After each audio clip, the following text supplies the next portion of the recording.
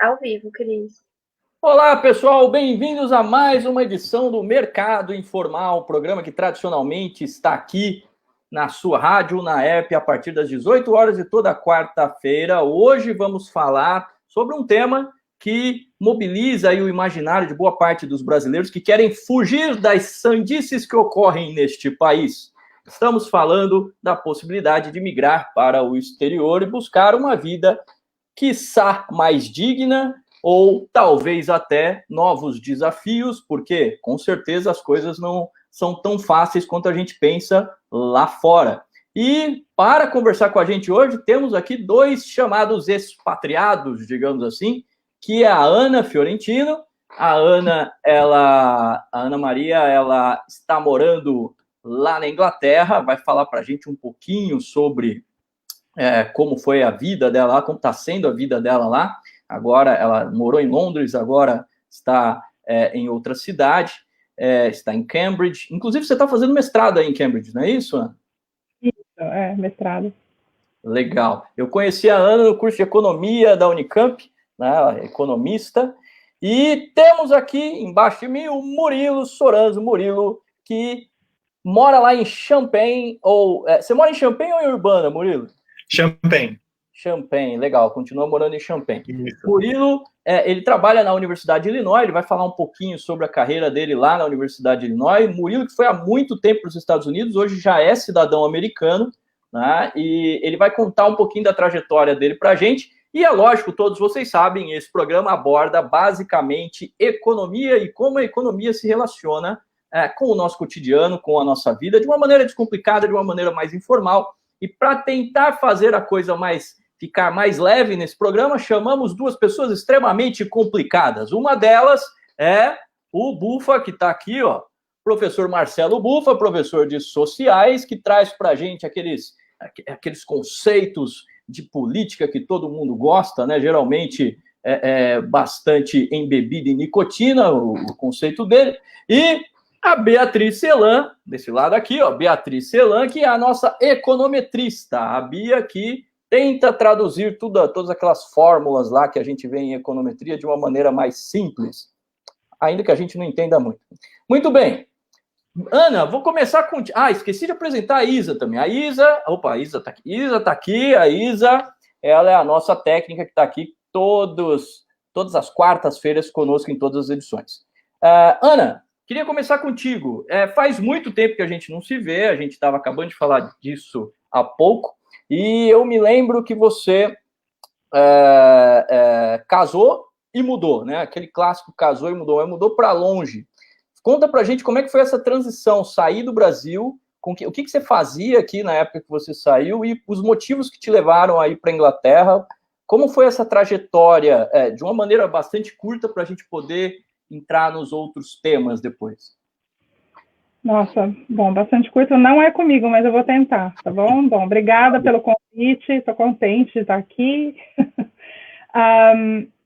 Eu fiz economia na Unicamp, fui trabalhar em telecom, no Centro de Pesquisa e Desenvolvimento, eu era responsável pelo departamento de controladoria, fiz o MBA aí no Brasil, da Getúlio Vargas, aquilo que o mercado corporativo pedia na época, em gestão financeira, controladoria. E conheci meu marido, na verdade, a gente se conhece desde o colegial e começamos a sair 10 anos depois no Brasil, nos casamos. E eu trabalhava na Ericsson, em Indaiatuba, no Centro de Pesquisa e Desenvolvimento. A Ericsson é uma empresa sueca. E anteriormente a esse trabalho, eu vim para Londres estudar moda num momento de sabático, assim. Eu falei que era algo nada a ver com a economia. E chega de economia e de controladoria e finanças, vim para moda em Londres e fiquei... Eu me lembro dessa fase. Lembra? Então tá bom. Cheguei até a fazer roupa, costurar e tal, e novos skills, né? E aí voltei para o Brasil com um vazio, assim, profundo, queria voltar para Londres de toda forma, não me adaptei, voltando, senti a falta dos museus, da liberdade de caminhar de noite, nos parques, principalmente, as mudanças de estação do ano, né, das estações, enfim, bem definidas, e, por sorte, meu marido tinha também bastante vontade de ir embora do Brasil, também havia viajado bastante, morou em vários países também, e fomos para a Itália. Eu pedi demissão do meu trabalho, eu estava super bem no meu trabalho, as pessoas achavam que eu era louca, né? Então, assim, foi... Ainda eu até chorei pedir demissão para o meu chefe, porque eu tinha o melhor trabalho do mundo, o melhor chefe do mundo, o meu chefe era da Noruega, super cabeça aberta, viajado e tal, e fui para a Itália, antes de vir para Londres. Eu pedi demissão, meu marido também, deixamos as coisas na casa dos meus pais, moramos na Itália por um ano. Na Itália eu fui tentar resgatar as raízes da minha família, meus avós são da Itália, morei na cidade em que minha avó foi criada, conheci parentes que não falam português, aprendi italiano e tal, e vim para Londres em seguida. E Londres, trabalhei no Banco do Brasil, logo que eu cheguei, fui mandar currículo, pensei em telecom e pensei, quer saber, vamos agora tentar bancos, que eu nunca tinha trabalhado em banco, falei, vamos lá no coração da economia, né, vamos tentar uma área nova. Fui no Banco do Brasil de Londres, fiquei lá muitos anos, na área de projetos, gerência de projetos, não com o público do banco, né, mas em uma posição mais interna. E gerência de projetos por muitos anos. Tive meu primeiro filho e pedi demissão para ser mãe. E eu sempre quis estar presente na vida das crianças nessa primeira infância. Um dos motivos que eu saí do Brasil, de que aqui é uma coisa mais natural, que você dê um break na sua carreira sem ser muito julgada e cuidar dos seus filhos, ao invés de terceirizar, enfim, ou de mandar para uma escola. E estou cuidando deles. E agora que eles estão maiores, o meu mais novo já foi para a escola, eu resolvi, falei, ok, nos mudamos para Cambridge, buscando uma bolha no meio desse Brexit aqui, de pessoas mais progressistas do que Londres, e estamos em Cambridge faz um ano, e depois de tomar essa decisão de mudar para cá, eu falei, eu vou tentar, né, não custa nada tentar fazer um mestrado lá, porque eu sempre quis. Quanto mais a direita se desenvolve no mundo, mais ativista eu fico e mais na resistência de deixar um mundo melhor para os meus filhos. Então, eu tentei, apliquei para o meu projeto de pesquisa e consegui. Então, são loucos, me chamaram. Então, estou fazendo meu mestrado na Universidade de Cambridge, no Departamento de Políticas e especificamente do Departamento de Estudos da América Latina. E é isso, estou aqui, em quarentena, né? Agora...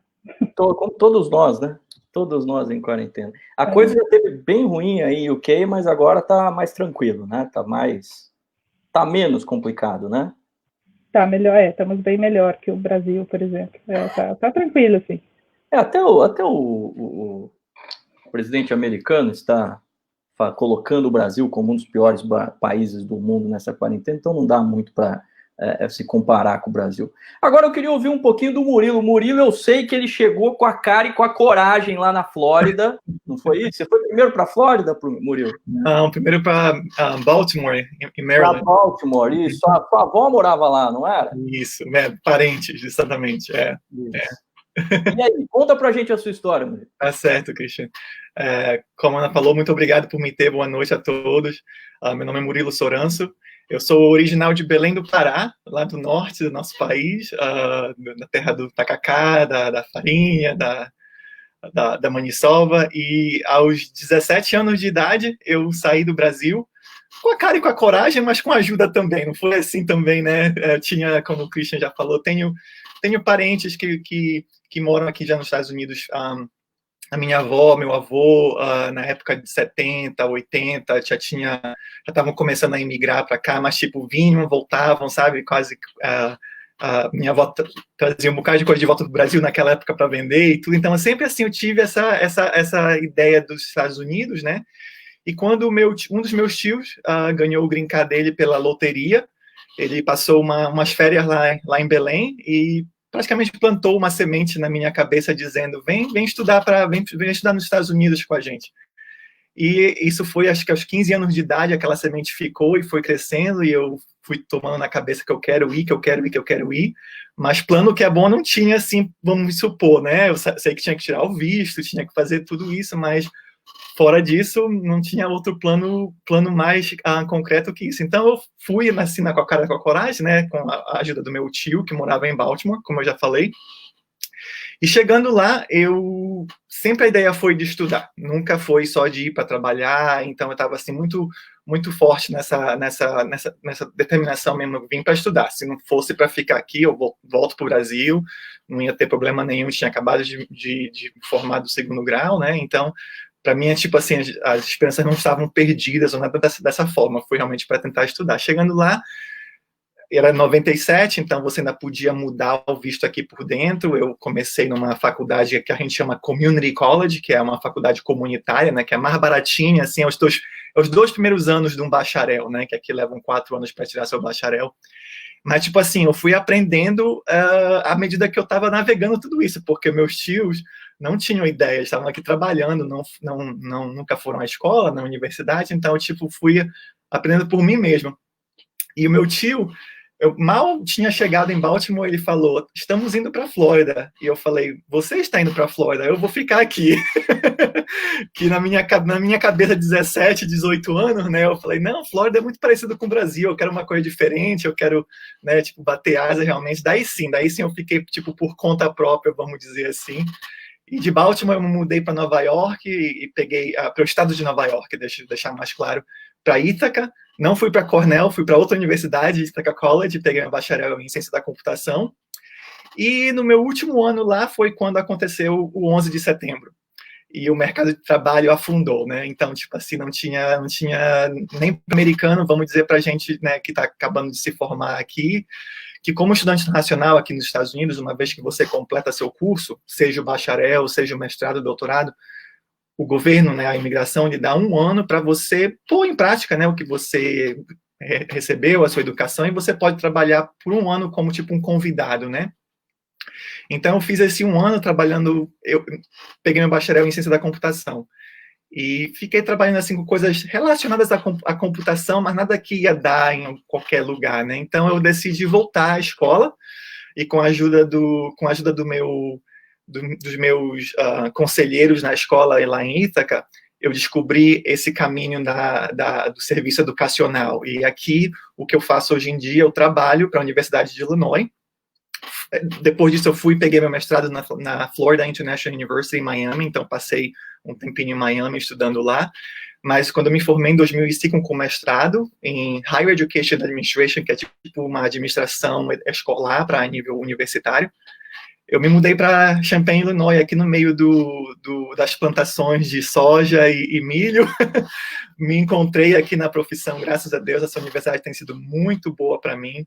Eu comecei no serviço de housings aqui na faculdade, então eu morava literalmente nos dormitórios com os estudantes. Eu tinha um apartamento melhorzinho do que um dormitório, né? Não tinha um apartamento para mim mesmo, mas eu fui engajando minha carreira nesse serviço educacional, profissional, assim. E o Green Card, para mim, veio pelo trabalho. Eu realmente sabia, quando eu me formei, eu sabia, tipo, os passos que eu tinha que tomar, eu sabia que eu tinha que arrumar um empregador que ia me patrocinar para poder pegar o Green Card. Então, levou 6 anos aqui na universidade até eu conseguir arrumar um cargo que fosse fazer isso para mim. E quando foi em 2012, eu finalmente consegui, para muitos, o tão sonhado Green Card, e para mim foi um sonho se realizando. Então, em 2012, eu tive essa certeza que eu não estava, né, não podiam me tirar daqui mais, vamos dizer assim, porque o visto de trabalho tem apenas uma validade de 6 anos. Então, aquele relógio começou a tocar, assim, né, a contar, e eu estava meio desesperado já no finalzinho, mas na última hora deu tudo certo. E como o Christian já comentou, depois de 5 anos que eu esperei, você tem que esperar 5 anos quando você recebe o Green Card por trabalho, eu decidi me tornar cidadão americano para ter o direito de votar. Realmente foi uma das minhas grandes motivações, foi o direito de poder votar e de saber que, né, com tudo que está acontecendo agora no mundo, eu me tornei cidadão americano quando o Trump já estava no poder. Foi uma das coisas assim, tipo, ele me mandou carta, e tudo, aquela cartinha que todo mundo recebe, mas eu falei, poxa, ia ser muito bom se eu tivesse uma do Obama, mas tudo bem, não pode ser tudo que a gente quer na vida, mas eu sabia que era uma coisa que eu queria, não só para me enraizar mais aqui, mas como eu já falei, ter o direito de votar. Então, estou aqui em Champaign, já faz agora 14 anos, desde 2005, né? Não, 16 anos. Desculpa, tô péssimo em matemática. 15 anos, 2005 para 2020. Então, estamos nos preparando agora para um novo ano letivo que vai começar no meio dessa pandemia. E o negócio falta 4 semanas para os estudantes voltarem. Então, aqui o negócio está apertando, mas é bom trabalho, me manter jovem com os estudantes, e eu trabalho com muitos estudantes ainda, então é sempre legal. Obrigado novamente por estar aqui. Bacana, Murilo. Putz, vocês veem que nós temos aqui experiência a dar com pau, né? Nós temos muita experiência em relação a enfrentar novos desafios no exterior. A Ana morou em 2 países, o Murilo conseguiu cidadania nos Estados Unidos a partir da experiência dele, lógico, com muita competência, passando pelos cargos que ele passou. Agora, eu queria saber de vocês como é que tá, porque aqui no Brasil todo mundo tá meio que, como eu vou dizer, tem uma galera que ainda não se ligou e tá achando que tá tudo normal, né? Tem um pessoal que acredita na conversa de que o vírus que tá aí é algo, né, que não é uma gripezinha, não é tão ruim assim, e ainda existe isso, pasmem, ainda existe isso, muita gente na rua andando sem máscara, andando com a máscara com o nariz para fora, tal. Eu não sei como é que tá a situação aí, mas queria saber de vocês, como é que vocês estão vendo a evolução do Covid aí no país onde vocês estão, e se a sociedade aí ao seu redor está mobilizada realmente contra o vírus. A gente sabe que nos Estados Unidos tem um certo movimento, meio que, como está acontecendo aqui no Brasil, questionando toda essa questão do vírus, dizendo que isso é uma manipulação da mídia, que isso tem até uns caras falando que é um plano da Rússia, um troço assim, um pessoal que viaja um pouco, né? Eu queria saber de vocês como é que está a situação aí próximo a vocês, o que é que vocês estão vendo? Se a Ana puder começar, porque eu acho que a situação lá está um pouco mais light que nos Estados Unidos. Temos um pouco de sorte aqui, as pessoas, os negacionistas, né, estão em todo lugar. Aqui também se discute a questão das liberdades individuais, meio que nem aquele papo do liberdade de expressão que tem aí no Brasil, né, você fala coisas horrorosas, mas você está no seu direito. Então, assim, aqui tá melhor do que nos Estados Unidos e aqui no Brasil, no sentido de que não tem esses revoltosos, assim, são bem minoria mesmo. Mas eu não vejo pessoas andando com máscara na rua. Eu acho até que, estrategicamente, o Boris, ele nunca obrigou que fossem usadas as máscaras. Agora que elas vão ser mandatórias em transporte público, e então as pessoas absorveram mais devagar essa ideia. Aqui a gente tem sido conhecido por ter respostas muito demoradas ao que está acontecendo. Então, assim, vários motoristas de ônibus em Londres já morreram, e as pessoas dizem que se as máscaras já fossem obrigatórias naquele momento do auge da pandemia, eles provavelmente não teriam morrido. Então, agora é um pouco tarde demais, mas agora é mandatório máscara em transporte público, metrô, ônibus, e as pessoas usam. Assim, eu não sei as pessoas têm reclamado que não tem muito monitoramento, né? Então, assim, eventualmente eles pegam algumas pessoas, por exemplo, e não deixam embarcar, enfim, no ônibus e tal, mas no geral existem pessoas que estão indo sem máscara e tal. O que as pessoas estão levando muito a sério aqui é o distanciamento social, que eles chamam de distanciamento social. Eu acho o termo curioso, porque é um distanciamento físico, né? Não social. A gente continua falando com as pessoas e se comunicando com outros humanos. Mas o distanciamento físico é muito levado a sério. As pessoas estão mantendo uma distância na rua, nas filas, assim, não tem aquelas cenas terríveis que a gente vê nos Estados Unidos de pessoas no Walmart brigando no caixa, que quer ser atendida. Não vi nada desse nível por aqui ainda. Os ingleses sempre muito polidos, né? Muito polidos em algumas coisas. Em outras nem tanto, né? Em relação ao futebol, eles são menos polidos. E aí, Murilo, como é que tá? Principalmente aí no interiorzão, porque assim, o que eu senti quando eu estava morando aí é que existe os Estados Unidos que o brasileiro médio conhece, que é aquele Estados Unidos, Flórida, padrão Costa Leste, cidades grandes, onde você tem um lugar cosmopolita, onde você tem muita gente de todo lugar. Só que quando eu morei aí no interiorzão, né, porque apesar de Urbana Champaign ser uma ilha de digamos assim, de diferenças, né, no meio do interior dos Estados Unidos, saiu um pouco dali, você já começa a perceber como é que a banda toca. Aí você começa a descobrir por que é que o Trump foi eleito. Como é que anda essa situação aí junto com esse problema do coronavírus? Exatamente. Para pessoas que não têm ideia onde nós estamos localizados geograficamente, nós estamos a 130 milhas ou 2 horas sul de Chicago. Então, Chicago é a maior cidade, né, de Illinois. Nós estamos a 2 horas sul, e como o Christian falou, nós realmente, e como eu tinha mencionado, nós estamos no meio do milharal. Aqui, acho que a Universidade de Illinois, alguns hospitais e, lógico, a agricultura são as maiores indústrias aqui da região. E olha, então, desde que começou, né, quando foi março, dia 13 de março, foi sexta-feira, 13 de março, que a gente estava saindo para o nosso Spring Break, que é uma semana para a gente, todo mundo pega de folga, né, essa semana, os estudantes passam uma semana fora e tudo, tipo, dar uma reenergizada na universidade. Na próxima semana, eles já tinham anunciado que ninguém estaria voltando para as aulas. Então, começou realmente ali a nossa quarentena, né? E só apenas os serviços essenciais estavam abertos, posto de gasolina, supermercado e tudo. E eu diria que por um mês e pouco, mais ou menos, acho que até meados de abril, comecinho de maio, o pessoal estava respondendo bem também. Só que aquilo, o governador do estado fez um plano até muito bom e muito sensato, e realmente, tipo, de 4 fases. Acho que nós estamos agora na 4ª fase desse plano, então foi realmente de pouquinho em pouquinho sendo elevado.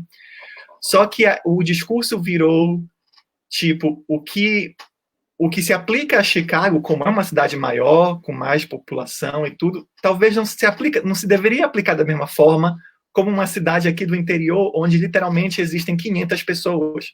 Aqui é Champaign urbana, como o Christian falou, são cidades vizinhas, coladas realmente uma na outra, mas são cidades distintas. E nossa área metropolitana é mais ou menos, acho que está entre 150 mil a 200 mil habitantes. Talvez 200 mil habitantes seja do condado, que é um pouco maior, mas está nessa faixa mais ou menos. Mas existem comunidades aqui com 500 pessoas. Então, agora que nós estamos oficialmente na fase 4, que significa você pode ter aglomerações dentro, né, em prédios de até 50 pessoas, mas tendo que observar o distanciamento social, né, o distanciamento físico, e também usando máscara. Tem que ser as duas coisas. Se você estiver fora, tipo, quando a gente caminha aqui pela vizinhança, a gente não precisa usar máscara. Isso não mas, tipo assim, se eu estou passando com o meu cachorro e ver uma pessoa, né, a gente se distancia, tem esse respeito. Mas, como o Christian já aludiu aí, agora a gente está passando por um momento difícil, onde já passou tanto tempo, já são quase 4 meses, né, que a gente está nessa situação, que as pessoas já estão começando a mirabolar todas essas histórias também de não, isso é da mídia, e tá acontecendo todos esses casos, mas, né, estão também agora começando a ver o índice de morte, que não está sendo tão grande quanto os casos, mas as pessoas ainda estão pegando, né, o vírus. Então, tem muito desse discurso, e agora nas lojas, assim, porque agora está praticamente tudo aberto. Você pode ir no restaurante, já existem restaurantes que estão deixando você sentar dentro ou fora, e não precisa de máscara, né, porque você está comendo, então fica uma coisa meio estranha, tá, a gente precisa de máscara para sentar, mas quando chega lá não precisa mais, e o garçom está falando em cima de você, às vezes está com máscara, então tá começando a ficar, né, mais bagunçado o negócio. Então, mas como a gente estava falando antes da gente entrar ao vivo aqui, agora que o Trump realmente saiu dizendo que a gente deve usar máscara, e é uma coisa patriótica de usar a máscara, vamos ver que negócio como vai mudar essa canção agora. Que assim como aqui nós temos os bolsonaristas, aí vocês têm os trumpistas, né? Com certeza. Tem um perfil muito parecido, inclusive. E aqui em Champaign, como o Christian falou, realmente nós estamos quase numa ilha, num oásis de pensamentos, né? Por causa da universidade, traz muitas pessoas de fora, os hospitais também. Então, a gente pensa que a gente está numa área, né, que é mais assim aberta, mais de esquerda, assim, mas você vê que você saiu, deu um pulinho naquela cidadezinha, já as coisas já mudam, realmente. É bem diferente. Eu costumo dizer muito para o brasileiro que costumo usar os Estados Unidos como exemplo para tudo, e digo, olha, não é bem por aí, você tem que conhecer o interiorzão para saber como é que é a coisa lá. Eu me lembro que em alguns lugares que eu fui aí, eu era o elemento completamente diferente. Exatamente. Né? Quando você se mistura com o americano, então, é muito raro você se misturar bem com o americano. O Murilo tem mais habilidade para isso, mas eu vejo que é muito difícil você ter... às vezes tem aquelas cotas de estrangeiro que eles põem nos grupinhos de americano, mas o americano é muito fechado em termos sociais. Em termos de trabalho, não. Acho que nisso eles dão de 10-0 em nós. Agora, eu queria, já que eu estou falando com o Murilo, eu queria perguntar para o Murilo como é que fica isso, Murilo, para o brasileiro que vai para o exterior, está acostumado com o Brasil, essa bagunça que nós temos aqui, de ser até certo modo uma bagunça boa, mas uma certa permissividade para o bem e para o mal, né? Então aqui, apesar da gente falar muito da vida dos outros, né, ninguém realmente se compromete em prejudicar os outros por causa da vida dos outros, né? Às vezes a coisa fica mais naquele plano da ofensa, naquele plano de apontar, etc. Apesar de existir um racismo óbvio que está em todas as relações aqui no Brasil também, nos Estados Unidos isso é mais visível. É mais visível porque há como eu acabei de falar, há uma separação social, né? Não no âmbito do trabalho, mas no final de semana, quando está todo mundo lá com a sua família, com seus amigos, você consegue enxergar no interiorzão dos Estados Unidos, não nas capitais, evidentemente, uma divisão social entre estrangeiros e entre grupos étnicos e entre grupos de diversas preferências. Queria perguntar para você, Murilo, como é que é você viver num país assim? Será que o brasileiro está preparado para isso? Eu sei que o brasileiro se adapta a tudo, mas é fácil? Como foi a sua experiência aí? É uma ótima pergunta e acho que é uma que sempre tem estado comigo desde que eu cheguei aqui, sabe? Eu acho que, né, como eu tive a oportunidade de estudar aqui, então ter acesso a essas ideias, porque realmente é uma diferença muito grande entre você estudar e trabalhar em qualquer país, eu acho. Você vê coisas de uma maneira diferente, né? Você vê de olhos diferentes, simplesmente pela experiência, que experiência só de trabalho é muito diferente de experiência só de ir para a universidade, né? Uhum. Então, para mim, eu aprendi muito cedo aqui essa ideia de que, né, os Estados Unidos, ele até pelos anos 90, tentou passar uma ideia de que era mais como eles falam, um melting pot, né, que estava tudo se derretendo em uma coisa só, né, e ia ficar uma coisa mais homogênea, vamos supor assim, né, todas essas diferenças sendo derretidas, vamos dizer assim, nesse barril, né, e quando, na verdade, é mais que uma salada misturada, né, quando os ingredientes não se misturam, né, então tem alface, tem tomate, tem cebola, então não se mistura numa só coisa. E tem, acho que, os pontos positivos e negativos dessas visões, dessa mesma forma. Quando eu vim para cá, acho que eu fui muito... Eu quis muito, realmente, assim, tipo, me entrosar, né? E fazer parte, assim, do meu grupo de amigos é bem, realmente, diversificado. Tanto com americanos, quanto pessoas estrangeiras e tudo mais. Mas, para mim, isso foi mais fácil, eu acho, pelo meio que eu estou. Eu não sou apenas cursei faculdade, mas eu também trabalho no centro acadêmico. É muito diferente de qualquer outro ramo de trabalho, eu acho, porque eu estou realmente mergulhado nessas conversas, nesse modo de ser, entendeu? Mas até assim a gente pode ver realmente a diferença aí no que eu faço, no trabalho que eu faço. Não só apenas a gente se preocupa com os estudantes, né, e como dar oportunidade para eles se entrosarem uns com os outros e realmente quebrar essas barreiras, de realmente entender de onde as pessoas vêm em termos da diferença, mas com nós, eu fui muito privilegiado de poder trabalhar num departamento aqui em Illinois, que a gente trabalha muito em cima dessa justiça social, de realmente falar sobre essas coisas. Então, eu tenho um pouco uma experiência que acho que é muito diferente do que muitos, né, que vêm para cá. Mas, assim, eu acho que o americano, no começo, como você já mencionou, é um pouco mais reservado, mas eu acho que leva tempo para se conhecer. Não é uma coisa que, sabe, de modo, as pessoas já estão te chamando de querido e tudo, assim, tem esse carinho, mas, tipo assim, a minha mãe, e foi interessante, porque a minha mãe, como o Christian falou, quando ela veio para cá em 2011, eu estava aqui há muito tempo. Então, foi muito legal ver como ela passou por isso pelas lentes dela, sabe? Então, ela falava coisas assim para mim, tipo, nossa, olha, quando ela veio para cá, eu estava me mudando. Então, eu pedi ajuda, né, dos meus amigos e tudo, e ela ficou de boca aberta que a minha patroa, minha chefe, veio me ajudar a mudar, carregando caixa e tudo para minha casa nova, entendeu?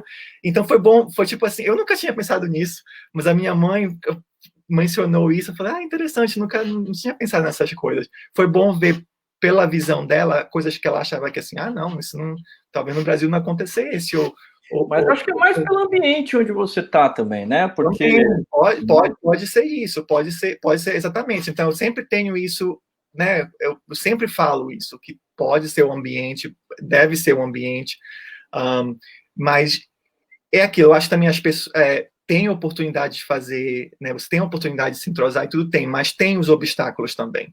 Você muito pode ser difícil. Eu já ouvi muitos brasileiros realmente falando que é mais difícil de se relacionar socialmente, fora do trabalho e tudo mais.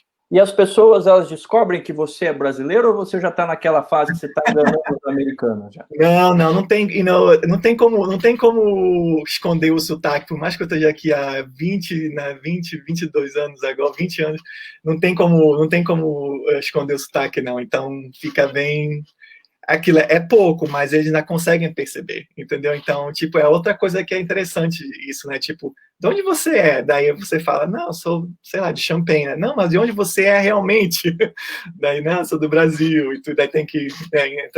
Mas, assim, as pessoas são muito curiosas de se conhecer e tudo, e pode acontecer de ficar só superficialmente, né? De não ir mais fundo. Mas a minha experiência tem sido que eu, sei lá, de alguma forma eu consegui romper essas barreiras e realmente tenho amigos bons da faculdade que realmente consigo, né, conversar sobre essas coisas, pegar o telefone. Mas eu noto que às vezes eu sou o único estrangeiro daquele grupo, sabe? Assim, é interessante isso. Muito bom. E Ana, como é que você está? Como é que está sendo para você aí? Eu sei que tem uma ala aí dos ingleses que é bastante conservadora. Eu, sinceramente, só tive ótimas experiências na Inglaterra. Eu acho que é um dos... eu falo bastante para o pessoal que é um dos países que eu moraria tranquilamente, porque eu me sinto muito bem. Ninguém está querendo saber da sua vida, né? Te deixa lá. De vez em quando tem uma briga no bar, tal, alguém fala algum despalpério lá, ou impropério xenofóbico, mas no dia a dia é muito raro você ver isso. Como é que você está lidando com essa situação de ser estrangeiro aí na Inglaterra? Bom, eu acho que, primeiramente, muita coisa mudou, né? Assim como no Brasil, nos Estados Unidos. Então, assim, eu acho que tem um momento antes desse alastramento da direita e depois, né? Eu acho que, assim como no Brasil, nos Estados Unidos, para muita gente a máscara caiu e a gente está enxergando o lado mais feio do ser humano nesse momento no mundo. Então, assim, bom, Londres é um lugar extremamente cosmopolita desde a história do começo dos tempos, e então, assim, normalmente você encontra gente de todo lugar do mundo, muita gente em momento de transição, assim, muita gente que vai e que vem. Então, quando eu vim para cá, eu tive muita sorte. Primeiro porque Londres é um lugar que todo mundo quer ir. Então, assim, eu sempre recebo visita, assim, é uma coisa de ter que checar calendário, sempre tem amigos do Brasil vindo. É incrível. Assim. Não calhou de eu ir, eu vou todo ano e não consegui te visitar ainda. Pois é, então. Natal com 10 brasileiros em casa vindo do Brasil, não que mora aqui. Então, assim, o pessoal vem a um lugar de turismo, né, que a gente encontra, então mata a saudade. Depois, tinha um amigo muito próximo meu que já morava em Londres, então eu me senti muito acolhido, brasileiro, trabalhando e morando em Londres, e pessoas não brasileiras que eu conheci quando eu vim fazer o tal curso de moda há 1 milhão de anos atrás, que estavam aqui ainda. Então, é muito gostoso. Eu acho que quando você mora assim no exterior, você está longe das suas referências emocionais, da família, enfim, do seu ambiente de criação. Então, você acaba formando, na minha experiência, elos, né, vínculos mais fortes com as pessoas que você conhece. Então, os amigos que eu fiz aqui são amigos que eu fiz para a vida mesmo. De repente, a convivência não foi tão grande em termos de tempo, mas eu tenho muito mais intimidade e conexão do que pessoas que eu conheço desde a infância. Por estar no mesmo barco, né? Pessoas longe, distantes das famílias e das culturas e tal.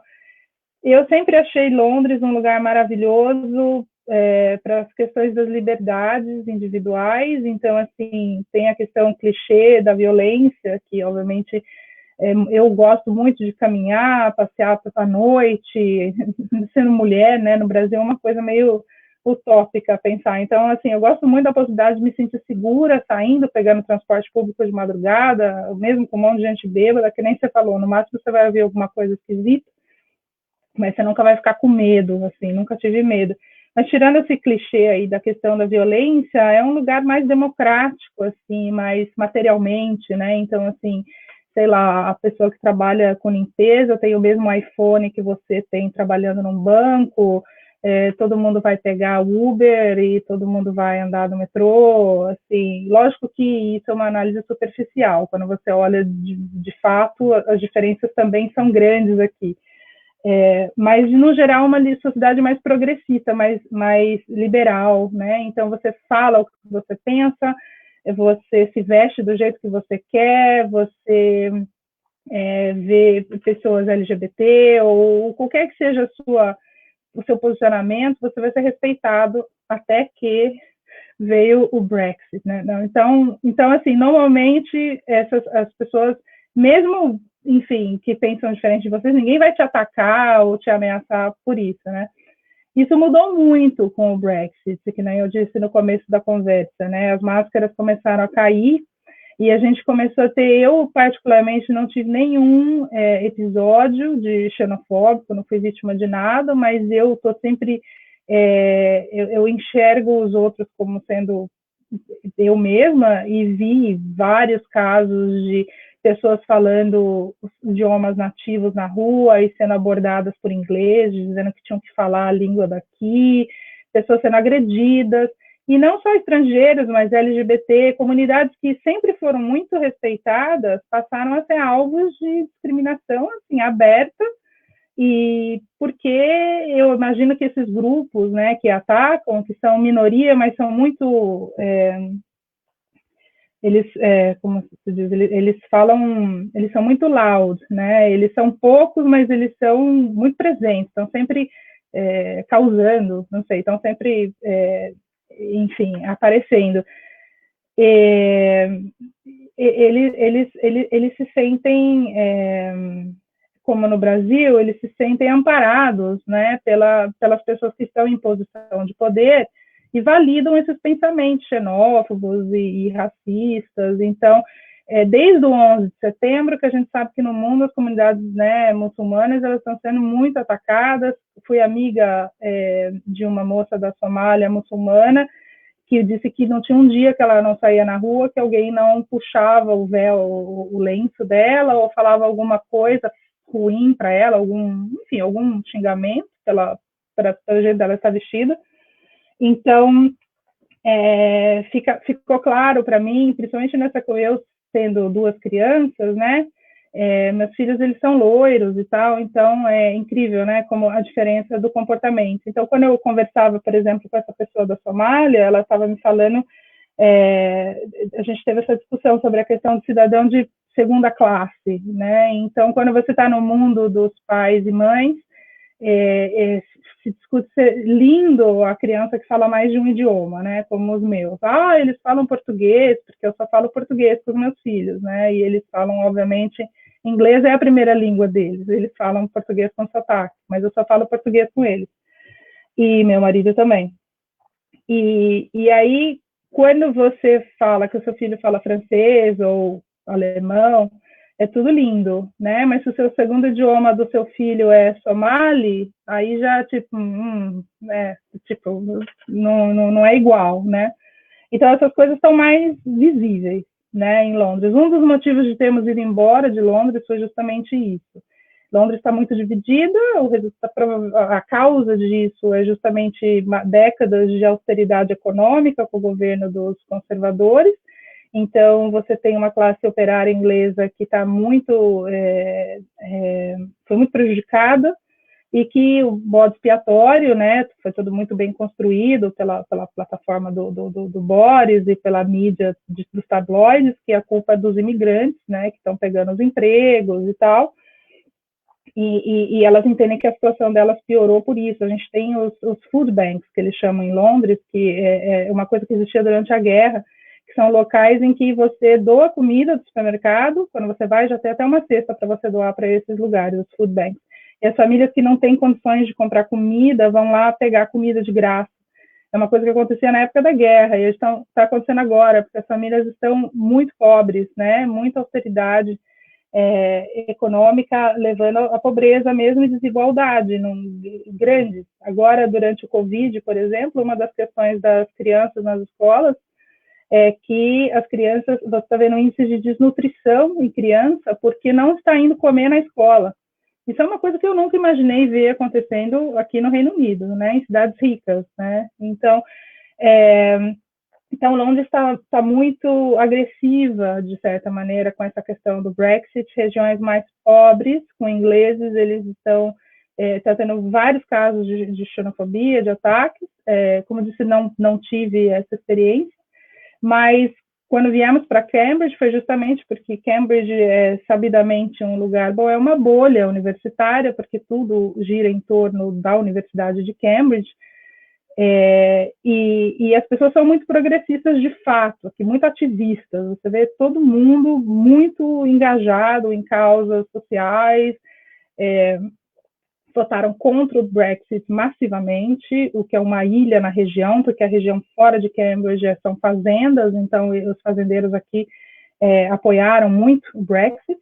Então, principalmente no meio acadêmico, como disse o Murilo, é um meio muito internacional. Então, assim, eu me senti muito acolhida, uma comunidade, gente de todo lugar do mundo, e as pessoas genuinamente admiram, assim, a saber da sua cultura, das suas origens, e em particular, a minha experiência na Universidade de Cambridge é que as pessoas, elas têm um senso crítico muito grande.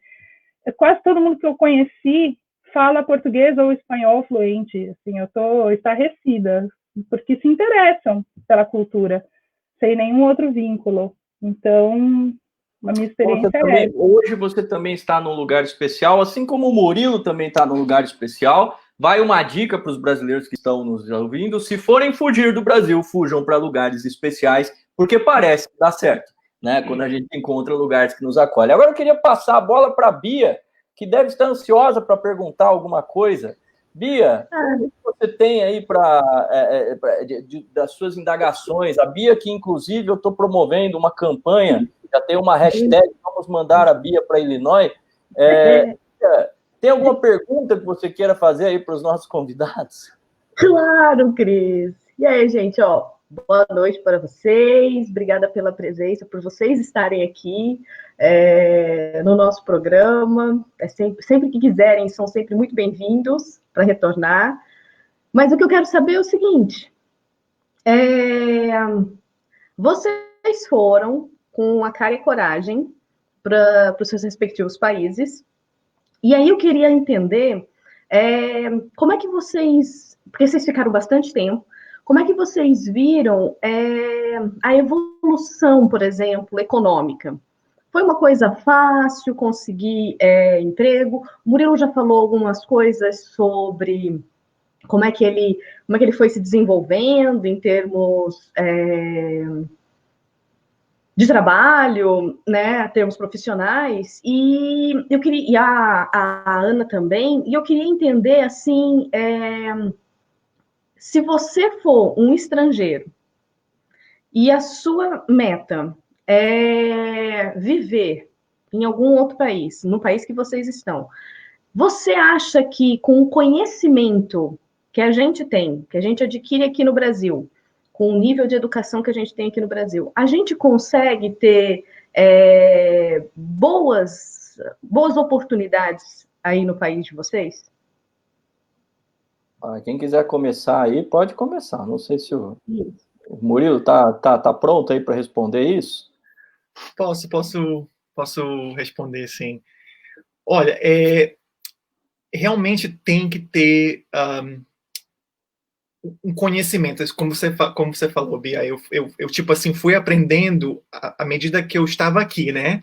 Então, eu fui praticamente descobrindo as coisas da maneira que eu fui fazendo elas e realmente entendendo, tipo, agora eu tenho que fazer isso, né? Agora eu tenho que... Entendeu? Você chegou com visto de trabalho já, Murilo? Não, eu vim como turista. E quando eu cheguei aqui, né, minha tia, a esposa do meu tio, falou literalmente assim, tem uma universidade ali na esquina de casa, praticamente, né, daí eu falei, tá, vou começar lá, né, tá perto e tudo, e daí que eu me toquei, mas é um community college, não é pro meu bacharel, então tenho que ter mais um outro passo a tomar. Né, então, eles me ajudaram, eu tive que, financeiramente, por exemplo, quem está interessado em estudar aqui, você tem que mostrar que tem as verbas para poder estudar, né, porque isso depende do documento que vão lhe dar, que você pode comprovar que, né, a sua mensalidade vai ser paga, e aqui eles falam tudo anualmente, né, então quando você vê aquela conta, para o ano, né, então é muito diferente também como a gente pensa no Brasil, que é sempre semanal, mais ou menos, mensal, e então quando você vê que, eu tenho que mostrar, sei lá, $30 mil está no banco para poder garantir que, tipo, você vai pagar as contas, você vai poder se sustentar, isso é um pacote completo. Então, para quando você quer estudar aqui, é assim, quando o trabalho, né, daí quando eu cheguei na parte de saber o que eu tenho que fazer agora para trabalhar, né, para poder, eu soube essa oportunidade que quando você se forma, você tem sempre um ano para poder exercer uma profissão aqui. O problema é que tem que ser relacionado com o que você se formou, né? Então, quando eu falei que eu fiz ciência da computação, eu não podia pegar qualquer trabalhinho por aí. Não pode ser garçom, você tem que trabalhar com computador. Não podia ser garçom, não podia. Tipo assim, quem que vai, tipo, não vão atrás de você, mas se isso pode dar rolo para o futuro, né? Porque quando você está trabalhando, você tem o Social Security, né? Que é o número, que é o nosso CPF aí praticamente, né? Do INSS e tudo mais. Então esse número está sempre vinculado a você. Então é aquilo. Você pode ter sempre um rastreamento, né? Por onde você passou. Mas o que eu descobri, né? Tipo como você falou, Bia, para gente que tem educação e tudo. Quando já conversei com amigos, porque é aquilo, Ana, não é muita pessoa que quer me visitar aqui no meio do milharal, mas quando eu morei em Miami foi bastante. Mas eu tenho sempre pessoas que me procuram para saber como é que foi a minha vida para cá. O inverno lá em Champaign dá 37 graus negativos. E com cerveja para fora de casa para gelar e voltar. De geladeira não. Infelizmente, Murilo, eu não iria te visitar, viu, no Natal. Agora, nessa época do ano. Então, quando eu converso com amigos interessados em trabalhar, que também tem um nível educacional e tudo, eu recomendo, realmente, procurar pelas empresas, porque existe, né, ainda mais com multinacionais, com empresas que existem no Brasil, aí tudo, que você pode vir, né, vinculado, transferido e tudo. Realmente fica mais complicado, se você, né, Bia, decidir, eu quero ir trabalhar na Google lá, você nunca trabalhou na Google, você vem trabalhar na Google aqui, né, vamos supor assim, um exemplo assim, ou você quer aplicar para um banco local aqui de Champaign, sabe? Tem uma lei aqui, a lei é, eles não podem me perguntar, da onde você veio, se você tem, sabe, se você tem, se você pode trabalhar, nem isso, mas quando vai chegar foi contratado, me dá sua, né, sua identidade, seu CPF, né, americano, você tem que produzir. Então, se você não produzir, você não tem um trabalho. Então, é ali que, por mais que eles não podem me perguntar na entrevista, que é discriminatório, mas lógico que vai ter um momento que, você tem que mostrar que pode trabalhar aqui no país, né? Agora, descrição da vaga, né? Eu já vi várias vagas aí nos Estados Unidos que eles deixam na descrição, olha, pode ir, mas você precisa estar autorizado a trabalhar nos Estados Unidos. Exatamente. Sabe, Christian, isso ficou muito mais claro depois do 11 de setembro. E é aquilo, eu cheguei em 97, né? Então, 4 anos depois, e eu não estava no mercado de trabalho, mas eu aprendi, assim, que isso ficou muito mais claro depois do 11 de setembro, aquela... Né, você tem lá no finalzinho do trabalho, né, quando você está lendo tudo, a gente está se empolgando, eu posso fazer, daí quando chega lá, tem que ter o direito de trabalhar, ou pelo menos uma permissão de trabalho e tudo. Então, é impossível, Bia? Não é, mas realmente tem que ter o conhecimento, tem que saber realmente os passos que tomar, senão fica complicado. E Ana, como é que é essa questão? Como é que foi essa questão aí para você? Eu sei que hoje você não está trabalhando, você falou que você foi atrás do Banco do Brasil aí, conseguiu ser bem recepcionada.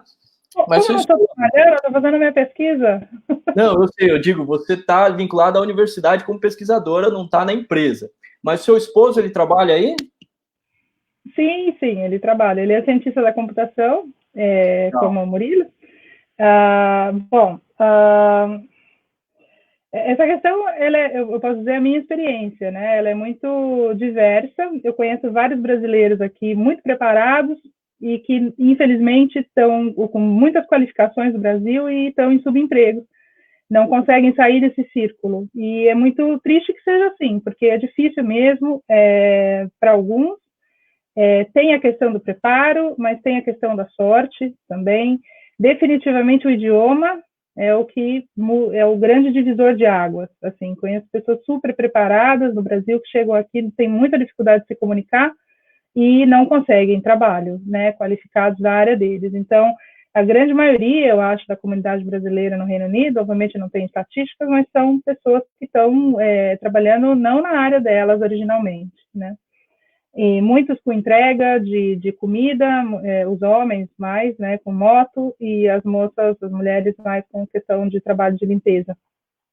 No nosso caso, uma coisa que os ingleses valorizam muito é referência.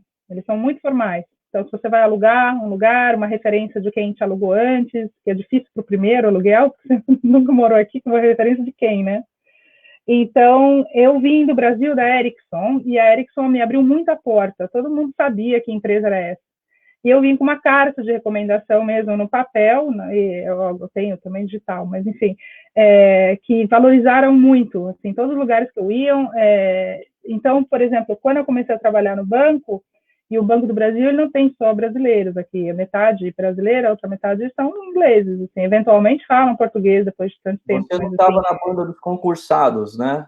Eu lembro que quando eu trabalhei no Brasil, eu fui a Nova York, tinha um curso de câmbio lá e tinha um pessoal que era concursado e tinha aquele pessoal local contratado. Você estava com esse pessoal, é isso? Estive no BB Nova York também, é bacana, é legal que você não sabia que você esteve lá. Os locais são contratados localmente e os expatriados são só a autogerência. Então, eles vêm, normalmente, enfim, por competência, indicação política, eles vêm do Brasil e passam um tempo definido, 4, 5 anos, não mais, né? E vão embora. E os locais ficam, né? No geral, são pessoas daqui e não concursadas.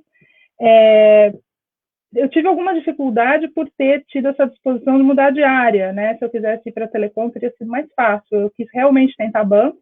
No caso do Banco do Brasil, eu tive muita sorte porque, bom, eu tinha o inglês já de ter morado aqui anteriormente, né? Até com o sotaque difícil deles aqui, diferente, né? Do que a gente já está mais acostumado com o americano. O britânico é bem diferente, né? Eu teve um rapaz que é quase irmão meu, que mora aí em Londres, que teve aqui com a gente no programa, que é o Rafael, que ele é controller da Dr. Martens, trabalha lá em Camden, e o inglês do Rafael é um negócio assim, ele se adaptou ao inglês britânico, parece um lord falando, né? Aquele negócio assim. Então, ele falou que tem isso também, tem a questão do tipo de inglês que você está falando, né? Para, digamos assim... É curioso porque...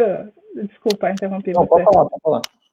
É curioso que o Murilo falou do sotaque, né? É engraçado que as pessoas acham que eu tenho sotaque nórdico. E depois de pensar uns 5 minutos, eu pensei que eu desenvolvi muito meu inglês na Ericsson, e os meus chefes eram todos da Suécia, da Noruega, então acho que é um inglês meio cantado. Assim. Então, acho que eu peguei... Isso acontece mesmo, onde você aprende, você pega o sotaque. Não é? Então, enfim...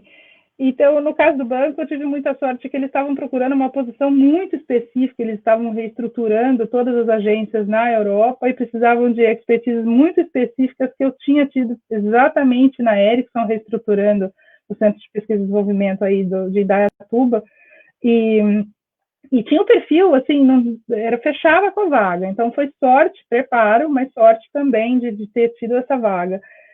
Meu marido também, o primeiro trabalho dele aqui foi no Yahoo, empresa de tecnologia, né, de criatividade e tal, na área dele, de ciências da computação, fez muitos processos seletivos, assim, de ter que escrever código na frente de pessoas ao vivo, e corrigindo, explicar por que tomou... Não é a minha área, né, então eu não entendo nada disso, mas assim, é uma coisa bem... Eu ficaria um pouco... Enfim, é difícil. E ele também começou o primeiro trabalho dele quando estávamos ainda na Itália. Ele aplicou para as entrevistas e ele veio para Londres. Normalmente eles te pagam a passagem, né, para você vir, a estadia, você faz a entrevista quando eles têm interesse em você, né. No nosso caso, facilitou essa questão do visto, do que o Murilo comentou bastante, porque eu tinha o passaporte italiano, né, então antes dessa coisa toda do Brexit, valia alguma coisa. Então, eu tinha passaporte italiano, vindo, é igual para qualquer um. E tem questões do processo seletivo muito interessantes, que logo de cara eu já vi as diferenças culturais com o Brasil, que, por exemplo, você não podem te perguntar a idade, né, no currículo. E eu acho isso fantástico, porque realmente não tem porquê você ser julgada por isso. Óbvio, se o cara vai lá e vê quando que você fez a faculdade, etc., você pode inferir, né? Mas, em princípio, é uma coisa que leva à discriminação. Então, eu logo de cara mudei o currículo, porque meu currículo em português tudo tinha idade, né, data de nascimento e tal, já mudei, falei, vamos adaptar aqui à realidade. As pessoas que eu conhecia, que tinham vindo para cá, quase todas tinham sido transferidas pela Ericsson, né, então é uma empresa global, então todos os meus amigos iam, e era o caminho mais cor-de-rosa do mundo, assim, parecia tudo muito fácil, eles ajudavam a achar casa, etc. No meu caso não foi assim, não. A gente teve que ir, mandar currículo, fazer entrevista, e a gente teve que se virar para achar um lugar para morar, para conseguir atrás das referências para aluguel, e etc. Então foi difícil, não foi uma transferência igual algumas pessoas têm. Com relação ao mestrado, muito interessante também aqui que eles te avaliam muito mais do que seu currículo escolar, as notas, né? Então, de novo, a referência vale muito, inclusive uma das minhas cartas de referência, eu agradeço muito, foi o Otaviano que fez para mim, e abriu muitas portas também, né, porque foi bacana. Então, eu tive uma carta de recomendação dele, uma carta de recomendação do meu ex-chefe no Banco do Brasil também, que foi muito bacana de me escrever, e então a universidade, enfim, tem várias questões. Na hora que você faz a aplicação aqui para a Universidade de Cambridge, eu tive que mandar todo o meu histórico escolar traduzido, juramentado e tal, do Brasil, da Unicamp, da escola secundária também, só não foi a primária. E vai tudo traduzido, né? E para eles, mas tem muitas questões escritas e o teu próprio projeto que no final é o que conta mesmo. Então é bem legal que eles te avaliam de uma forma mais ampla do que só pelas notas, né? Pelo menos quando você está indo para uma pós-graduação. E com relação à questão material que você falou, Bia, aí é complexo, assim, a gente vê muito passo à frente. Então, se você tem um trabalho permanente, por exemplo, quando eu estava no banco, te facilita muito, por exemplo, o financiamento de casa, em qualquer trabalho permanente. Aqui não tem carteira de trabalho, né? Então, é o contrato permanente ou não. Então, te abre muita porta, assim, a gente logo de cara eu consegui fazer o financiamento do nosso primeiro apartamento, por ter o trabalho, né?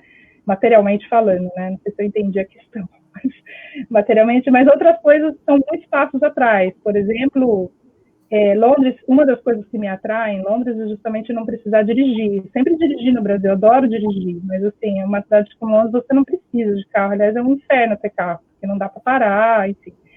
E sempre usei transporte público. É caro demais, né? Caro demais o estacionamento, né? E não tem, né? Não tem nem opção. Meus pais às vezes vêm e falam, não, mas aluga um carro, mas não tem onde parar em Trafalgar Square. Não tem, entendeu? Não pode. Mas o que acontece depois que eu tive os filhos, aí fica difícil, porque para visitar os amigos, principalmente, criança que dorme, que tem que trocar fralda, o carro ajuda, né? Então, aí compramos o carro depois de, sei lá, mais de 10 anos que estávamos aqui. Compramos o primeiro carro. E primeiro meu marido dirigia, tirou a carta, e eu fiquei adiando, né? Não sei porquê, eu estava tão desocupada com o bebê, né? Então, eu resolvi que... Mas eu finalmente fiz a carta aqui. E foi uma sensação muito esquisita, do tipo, ok, isso faz parte do beabá de quem está indo embora do país, né? Porque eu tive que fazer tudo de novo, aquele frio de barriga, na barriga para passar na prova, fazer Mas baliza. você tem uma justificativa, porque aí a mão é invertida. Eu, quando vou para aí, eu falo, eu não vou dirigir. Não dá. Pois é o lado errado, né? É o outro lado. É o outro lado. Então, assim, foi difícil, é conhecidamente difícil a prova prática, né? A teórica é mais ou menos fácil, mas tudo tem que estudar. Então, assim, tem várias coisas que você avança materialmente, mas tem outras coisas também que você tem que revisitar, assim, então tem que ter paciência. E tirei minha carta, né? Dirijo do lado errado.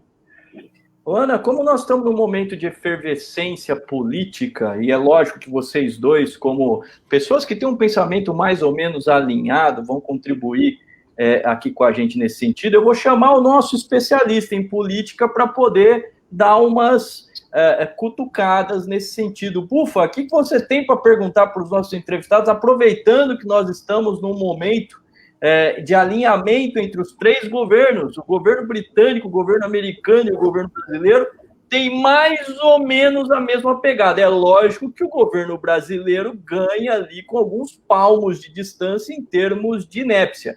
O senhor poderia nos presentear com uma daquelas suas questões cabeludas, Bufa? Então, legal, Cris. É interessante esse alinhamento que existe, né? Nós estamos falando aí, tem três sociedades, pessoas vivendo em três sociedades basicamente distantes, aí, diferentes, e elas têm percepções bastante parecidas com relação, né, a alguns posicionamentos da sociedade. Então, nesse sentido, desse posicionamento que existe aí, tem tanto a sociedade que, como a Ana colocou, tem um certo conservadorismo, né? Ou mesmo como foi colocado pelo Murilo, por mais que ele esteja aí, né? A Ana vivendo em Cambridge e o Murilo morando aí em um lugar que ambos disseram que são basicamente bolhas acadêmicas. Então, às vezes, a gente se coloca como distante de um movimento maior, que, na verdade, né, você percebe que existe uma certa aversão ao estrangeiro estando fora, né? Os nossos amigos aí, de uma forma ou de outra, e eles devem ter essa percepção, estando aí, que o fato de você ter uma proximidade, né, com relação ao estrangeiro, no caso, a Ana tinha ali a família dela, né, ou o Murilo, no caso, como colocou, né, a questão da educação também, né, uma educação que lhe dá essas entradas, para a pessoa, de repente, que é um expatriado, vamos dizer, né, como nós estamos colocando no programa, e não tem essa versatilidade de entrada numa sociedade diferente, pode ser muito mais complicado, né? O sucesso de estar entrando e sendo bem sucedido numa sociedade assim, tá? Então a gente percebe que existe, né, de certa maneira aí, uma diferença entre, né, as competências que as pessoas têm que ter para ter um sucesso lá fora, ou os contatos, né, que é uma questão também que a gente pode colocar do passaporte, né? Não é todo passaporte que é aceito da mesma maneira no lugar. Por isso que para nós brasileiros... Mas, viu, eles estão lá porque eles já tem o passaporte americano, a outro tem o passaporte americano. Porque o brasileiro não precisa mais de lugar nenhum. É por isso que nós brasileiros aí, né, como somos aí principalmente aqui, quem é do Sudeste e de outras regiões, o grande sonho de ter a dupla cidadania é uma questão de você adquirir muitas vezes um passaporte estrangeiro para poder ter essa entrada aí, né? Um passaporte, né, de um somali, de um afegão ou de alguém, não é a mesma coisa que vai ser aceito em qualquer outro lugar, tá? Agora, uma coisa que eu queria entender deles é que eles, assim, vocês convivem com pessoas aí, por exemplo, que vocês percebem, né, que são também estrangeiros, mas ao mesmo tempo a receptividade que elas tiveram são completamente diferentes da que vocês tiveram, dadas essas condições que vocês mesmos colocaram que vocês tiveram nesse momento, né? Ou não? Murilo, quer responder primeiro? Posso responder, sim. Eu estou aqui pensando, e Christian sabe disso, como também comentamos no começo, a comunidade brasileira aqui, né, nós temos, e eu diria, eu chuto aí por mais ou menos uns 200 brasileiros, entre assim, total, não só as pessoas que são vinculadas, porque geralmente quem vem para cá está vinculado com a universidade, né, ainda mais em termos de quem é estrangeiro, e ainda mais brasileiro. Mas também tem as famílias, né, esposos, esposas, filhos, pai, mãe, né, como meu pai está aqui agora também, então tem toda essa vinculação. E é bem diferente, tipo, quando eu morava na Flórida, né, e fazia parte daquela comunidade brasileira, quando tem mais, né, e você vê mais aquelas experiências, tipo, que são muito diferentes da sua. Aqui é difícil de ver isso, porque, como eu falei, né, tá todo mundo vinculado à universidade. Apesar de que o meu pai agora está trabalhando por uma... Meu pai, como eu sou americano, eu dei o green card para ele, né? Eu fiz o patrocínio do meu pai. Então, ele já entrou aqui no país com o green card, que eu falei para ele, olha, isso daí é muita moral, nem eu fiz isso, muitos de nós não fizemos, mas, tipo assim, ele veio, conseguiu um trabalho numa fábrica aqui, que inclusive é a Incobrasa, não sei se o pessoal conhece, mas é uma fábrica brasileira, uma indústria brasileira, mas como tem produtos voltados a milho e soja, então eles têm os headquarters aqui, né? E a experiência dele é bem diferente. Ele vai para o trabalho, volta, tem conhecidos lá e tudo, mas também é distante, tem a distância também. Então ele mora bem distante do trabalho. Coitado, dirige 1 hora para ir, 1 hora para voltar na estrada. Então, só pelo distanciamento, né, também não tem como ele fazer amizades. A língua para ele também tem sido muito problemático, né? Ele está com 67 anos, muito difícil de aprender agora. E então, assim, mas assim, não reparei ele tendo assim dificuldade, assim, ou sendo discriminado, mas é aquilo, eu também não estou lá com ele na fábrica, né? Ele também não pergunto para ele como foi seu dia, sempre é tudo bem, não vai mais do que aquilo. Agora, e eu estou tentando assim pensar realmente assim no meu grupo de conhecidos, amigos aqui, assim, eu não conheço histórias assim de realmente pessoas que, né, foram encontradas com qualquer outro obstáculo, alguma coisa assim diferente aqui na universidade. E eu também estou pensando assim, na minha família em Miami, assim, também é aquilo, eram círculos diferentes. Mas eu não boto a minha mão no fogo, não. Eu sei que isso acontece, entendeu? Eu sei que, por mais que também, como a Ana até comentou, né, ela também não, como ela, também nunca experienciei nada assim direto a mim. Mas eu sei que acontece. Então, pelo fato de não ter acontecido comigo, eu também não vou dizer que é tudo maravilha, que não é. Porque tem, e como a Ana mencionou também, né, com a amiga dela da Somália, eu diria aqui também, né, aqui na universidade, as 3 populações maiores estrangeiras são chineses, indianos e coreanos do sul. Então, pelo simples fato de ter mais essa população, eles tendem a ficar mais juntos. Mas é aquilo, a gente sempre vê o outro, né? A gente sempre vê o outro como, eles estão juntos. Mas a gente não nota que nós também estamos juntos. Tipo, os brasileiros, sabe? Então, não é que existe uma rixa, mas a gente, de vez em quando, alguém ali aqui fala, os chineses são assim, os chineses, e não percebem que, mas talvez os brasileiros são assim também nos olhos dos outros, né? Tem muito assim da perspectiva.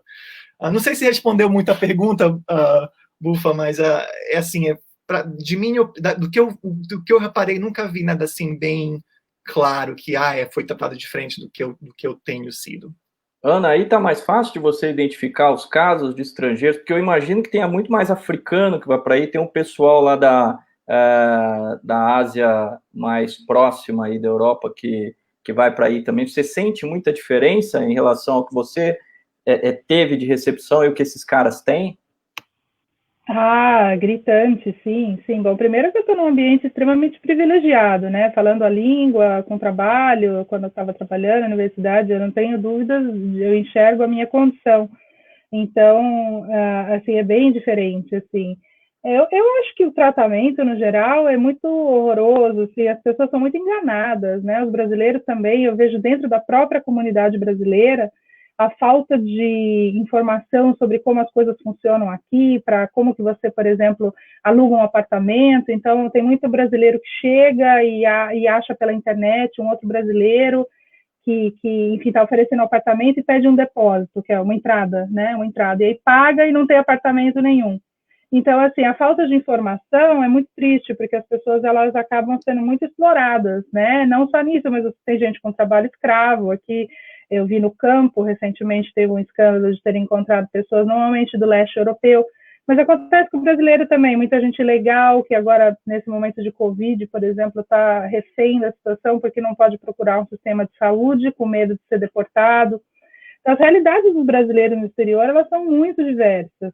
E é muito difícil, eu concordo plenamente com o que o Murilo falou, eu achei bem bacana essa questão, porque realmente as pessoas, elas enxergam muito que as outras etnias estão em guetos, né, e os brasileiros não são diferentes dos outros, então a comunidade de brasileiros em Londres é muito grande, eles moram em bairros próximos, normalmente tem muito negócio de português também, que vende comidas portuguesas, comidas brasileiras, e eu ouvi de pessoas conhecidas minhas, que se você morar em certas regiões, você não tem por que não falar português. Então, tem pessoas que estão aqui há 20, 30 anos e só falam português.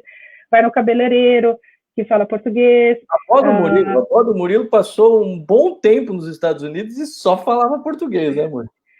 E a concentração dos brasileiros também, ela vai muito em torno das igrejas, né?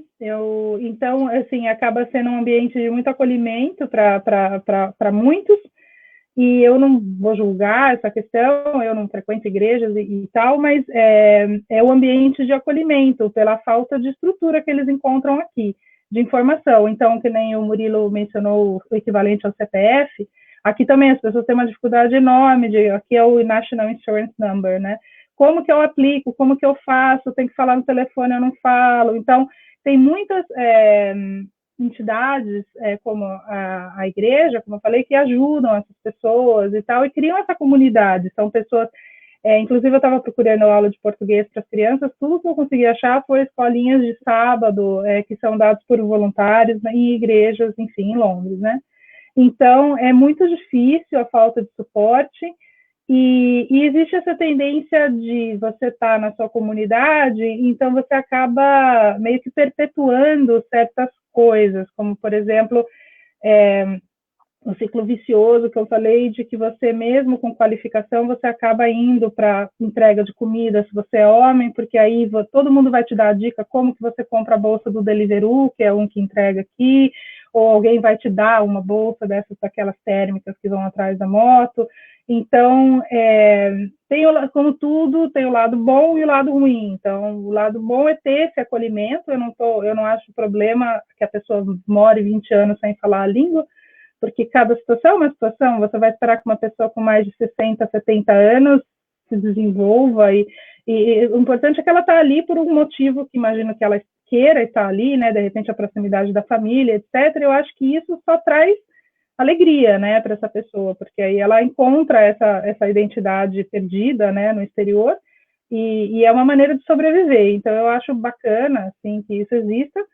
E existem pessoas bem mais integradas, pessoas que eventualmente que são casados com ingleses. Eu conheço pessoas casadas com ingleses que não falam português com os filhos, por exemplo, e então só falam inglês dentro de casa. Eu acho super esquisito, mas enfim, acontece. Então aí esse é o caso extremo de abraçar a cultura, assim, completamente apagar. Eu conheço brasileiros, por exemplo, que têm vergonha de falar que são brasileiros. E você vê de todo tipo de situação, assim. Mas tem o caso do brasileiro que foi morto no metrô, né, em Londres também, achando que ele fosse um terrorista. Não sei se vocês lembram também, que ele era um brasileiro.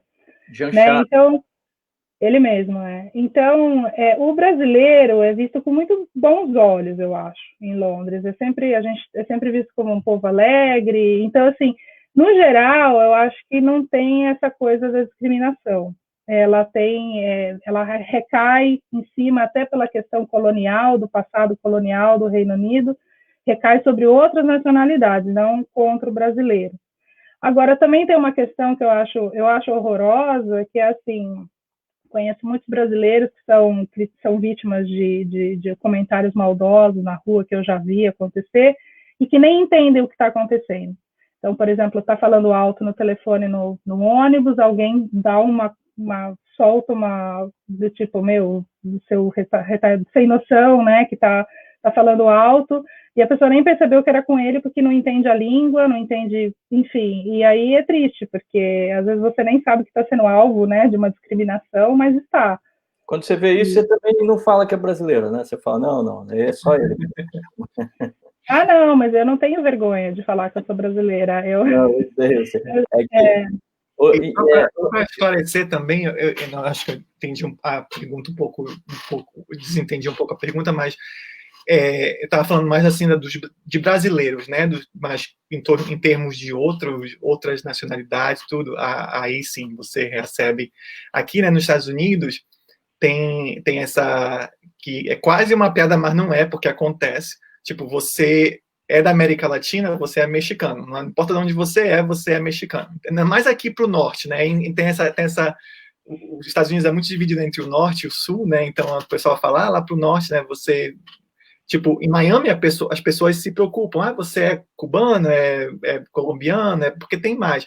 Mas aqui para o norte o pessoal, sabe, fugiu da América Latina, é mexicano, sabe? E aí acho que até como brasileiro, logo no meu início aqui, a gente, acreditem ou não, mas tem gente que não sabe que a gente fala português, né? Acha que fala espanhol. Então a gente é uma coisa assim que você pula rápido. Não, eu falo português. Você quer se distanciar, não é distanciar, mas você quer se distinguir, né? Para também falar a coisa certa.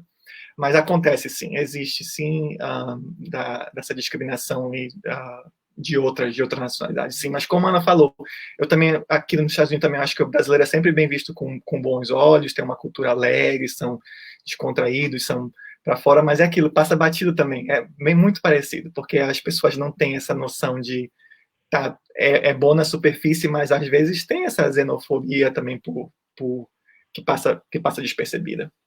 Gente, tem uma pergunta aqui de uma das nossas telespectadoras, que está acompanhando a gente aqui no Facebook, que na verdade é uma das pessoas que trabalha com a gente no programa, está acompanhando. Com a notícia que os Estados Unidos comprou todas as vacinas da Pfizer e BioNTech,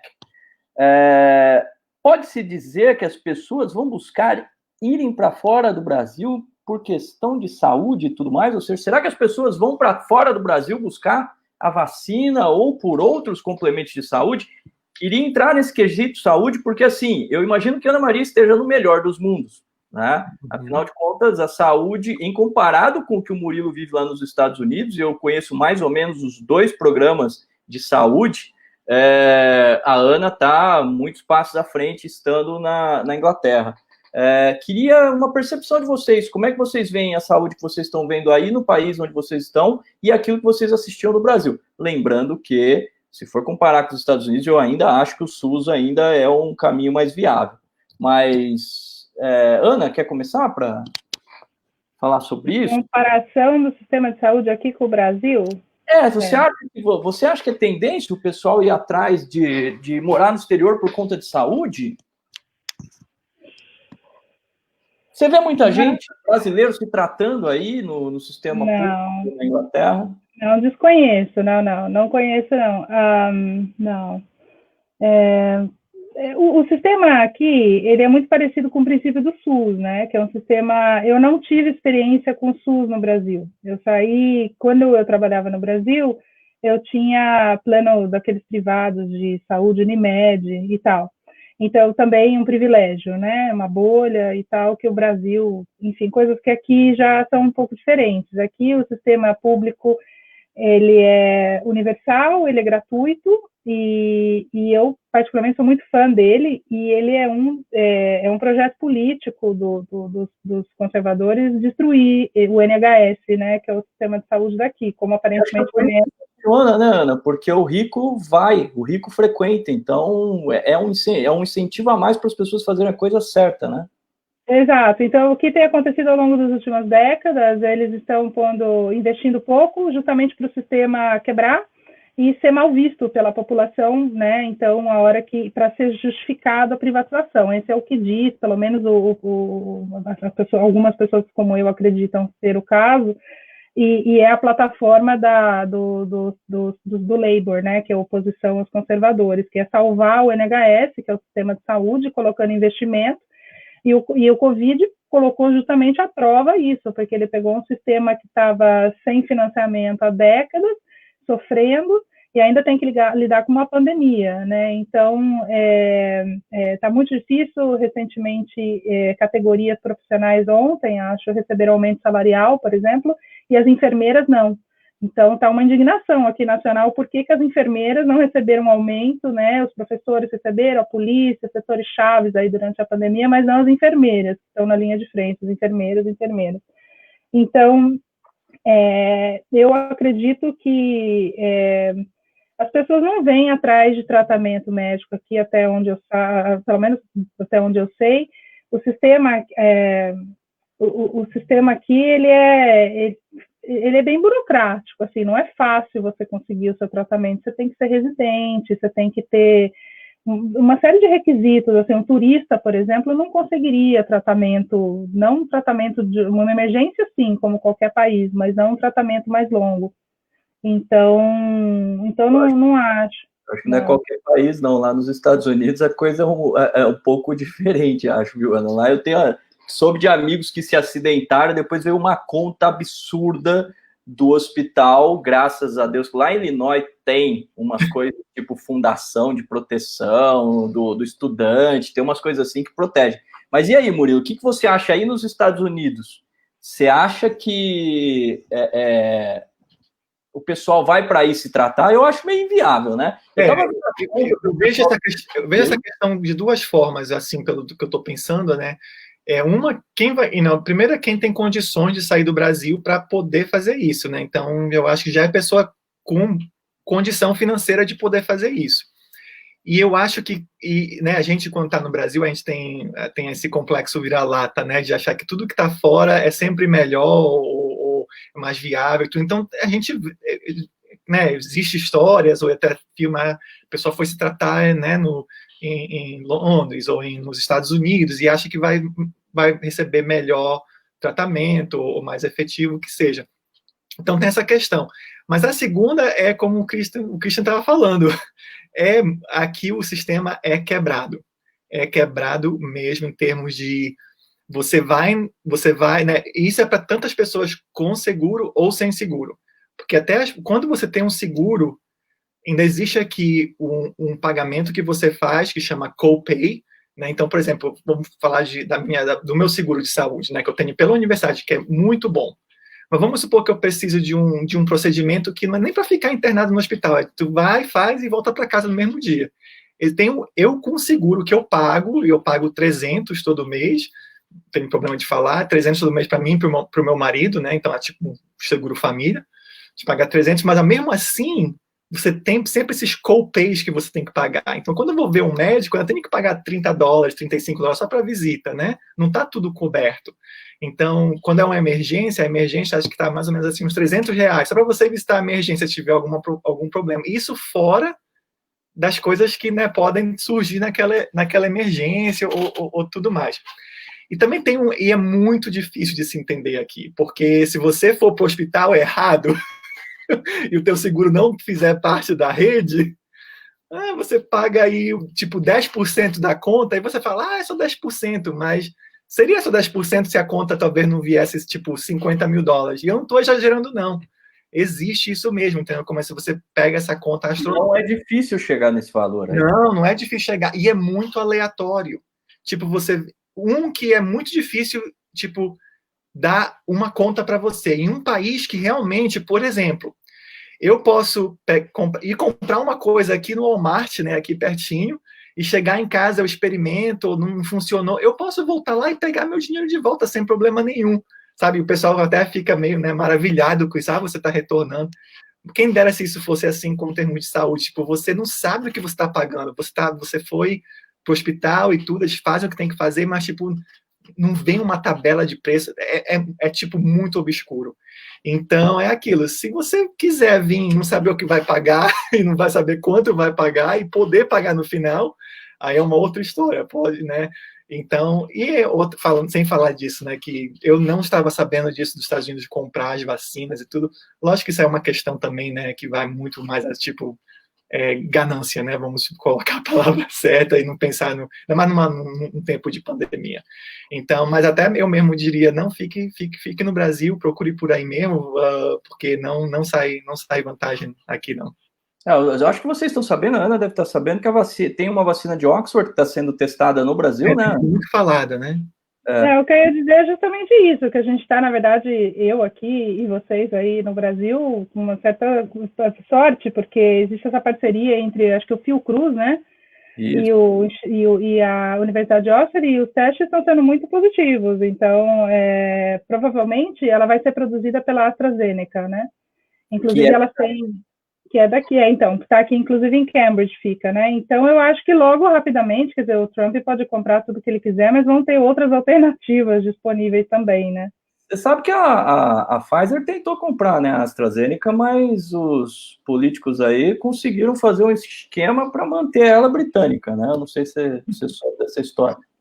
Não acompanhei, né? Inclusive, eu tenho amigos que trabalham na Pfizer aí, que também tem uma sede de controle mundial da Pfizer aí em Londres. Bacana, gente, eu tenho que terminar o programa, que eu já estou vendo aqui que o horário já deu, o Bufa já foi comprar cigarro, eu falei para vocês que ele tem um certo problema comigo.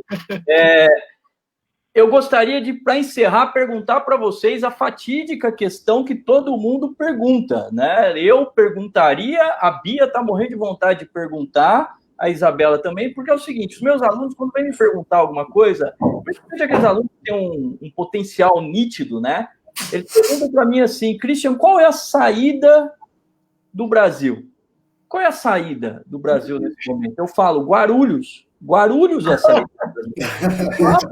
Vai para qualquer lugar, cara. Você tem um puta potencial, vai explorar outras capacidades, etc. E, se possível, volta depois e faz um pouquinho pelo país aquilo que você aprendeu. Mas eu gosto muito de empurrar o povo para fora. Inclusive, estou tentando empurrar essa sujeita que está aí na quina. Mas a pergunta para vocês é o seguinte: e aí, vale a pena? Vale a pena, somando tudo aquilo que é a saudade da família, as questões sociais complicadas que às vezes aparecem, xenofobia, uma série de coisas. No final, né, quando você vai fechar o razonete lá, vale a pena, Ana? A pergunta, né? Bom, para mim, rapidamente, sim, né? Mas eu acho que depende, cada um é cada um, e para muitas pessoas não vale, e você pode mudar de opinião ao longo do caminho, né? Vale a pena hoje, não vale a pena amanhã?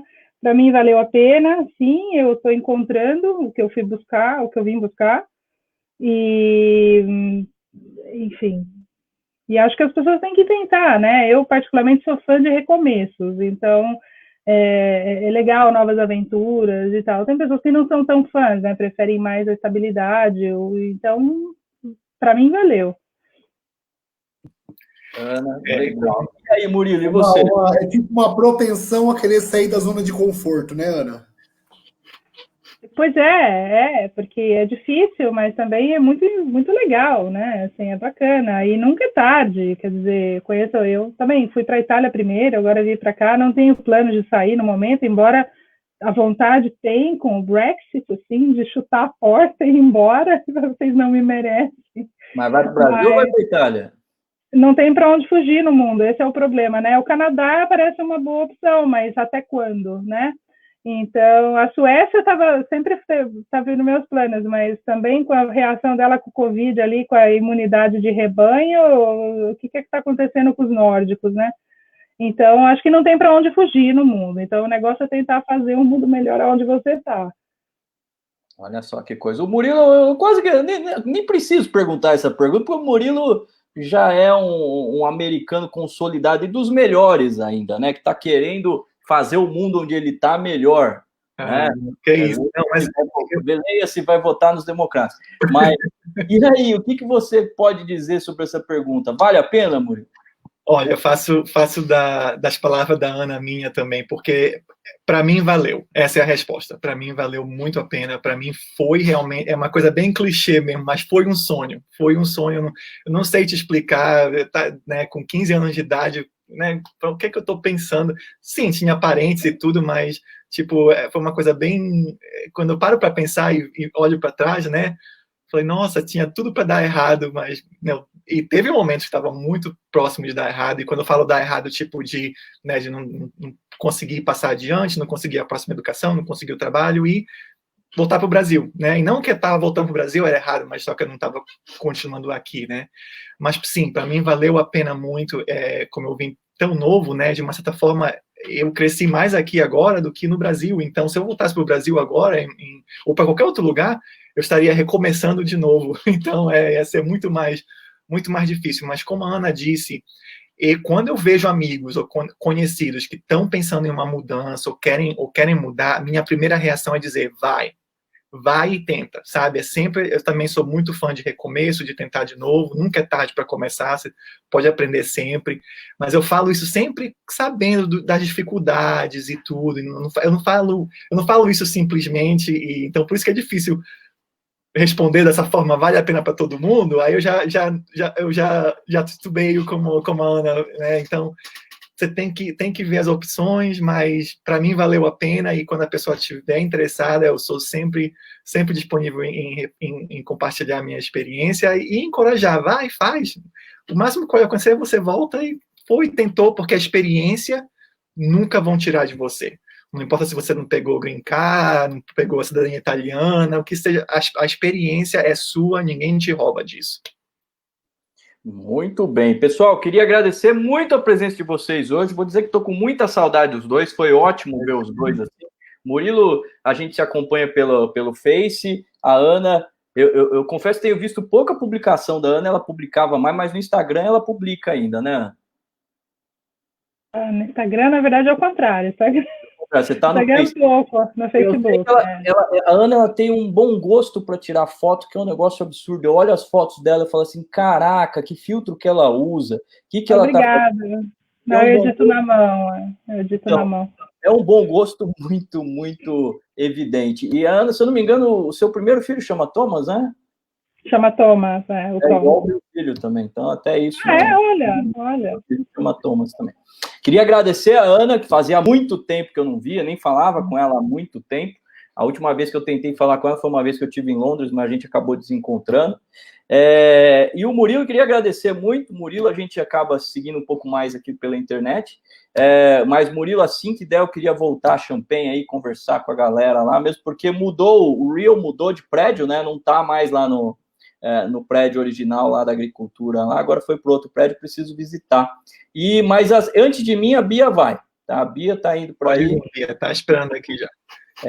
Muito obrigado por vocês terem topado passar esse tempo aqui com a gente, tenho certeza que serviu para um monte de gente que vai ver o nosso vídeo, que nos acompanhou até agora, para incentivar aí a alcançar os seus sonhos. Obrigado para a professora Beatriz Celan, para o professor Marcelo Bufa e para a Isabela, que não tem mais que matar a aula aqui com a gente, afinal de contas já está de férias, né? Muito bem. Gente, brigadão. Espero que vocês tenham gostado também desse bate-papo mais descontraído. E a gente fica por aqui. Semana que vem nós vamos falar sobre Bolsa de Valores, já estão confirmados. O diretor da Univesp, o Leonardo Terra, né? Antigo professor da casa da UNAERP, e o professor da USP, Rony Bonizio, também estará com a gente falando sobre mercado de capitais. Logicamente que nós não vamos ficar falando sobre os aspectos econométricos do mercado de capitais, vamos falar de algo que tem a ver com a vida das pessoas e o mercado de capitais, ok? Obrigado pela presença do pessoal, até mais. Obrigado. Tchau, tchau. Obrigado. Tchau.